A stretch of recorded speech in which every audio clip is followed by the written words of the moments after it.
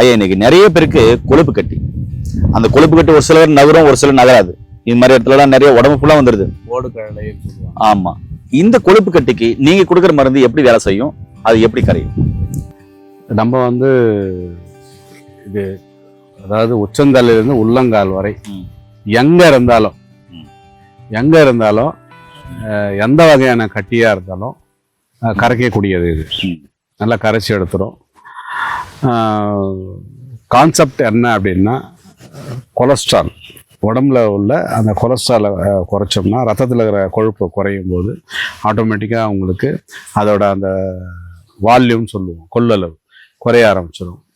தேவையற்ற கழிவுகள் இருந்தாலும் அதை கரைச்சி எடுத்துரும்.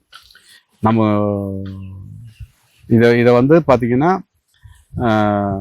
உணவு முறையோட, ஏன்னா ஒரு சிலருக்கு ஜீனில் பரம்பரையாக கூட வருது கொழுப்பு கட்டிங்கிறது, பரம்பரையாகவும் வருது, உணவு முறையினாலும் வரும், உடல் உடல் சூட்டுனாலே வரும். அதனால வாழ்வியல் முறை உடல் சூடு ஆகாம பார்த்துக்கிட்டு, அண்ட் தென் உடலுக்கு ஒத்துக்காத அதிகமான கொழுப்பு சார்ந்த அந்த புரதச்சத்து அதிகமாக இருந்தாலும் அந்த கொழுப்பு கட்டி வரும். புரோட்டீன் அதிகமாக எடுத்தாலும் வரும். அதனால் பேலன்ஸ்டு டயட்டாக ஃபாலோ பண்ணிக்கிட்டு நம்ம மருந்துகள் எடுக்கும்போது வெகு விரைவில் அதுலேருந்து குணமாயிட்டு வெளியே வரலாம். பத்தியம் ரொம்ப முக்கியம். பத்தியம் இல்லாமல் நான் ஒரு பக்கம் மருந்து கொடுங்க, ஒரு பக்கம் நான் எதை வேணாலும் சாப்பிடுவேன்னா எந்த வைத்தியமும் அது சரியாக இருக்காது.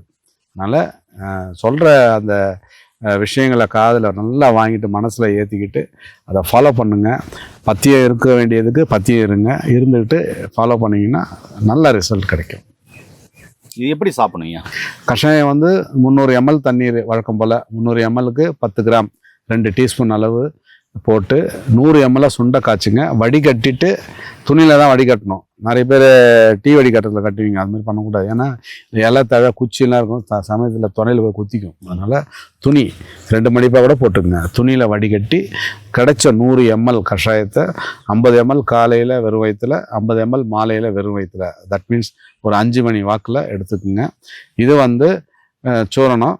இது உணவுக்கு முன்னாடி, காலை இரவு உணவுக்கு முன்னாடி 1 கிராம் அளவு, அதாவது ஒரு 1/4 ஸ்பூன் அளவு தேனில் குழச்சி எடுக்கலாம், அல்லது வெந்நீரில் குழப்பி நல்லா கலந்து உள்ளுக்கு எடுத்துக்கலாம் 2 வேளைக்கு. ஏன்னா நண்பர்களே, கொழுப்பு கட்டி யாருக்கெல்லாம் இருக்கோ அவங்க எல்லாருக்கும் இந்த வீடியோ ஷேர் பண்ணுங்க.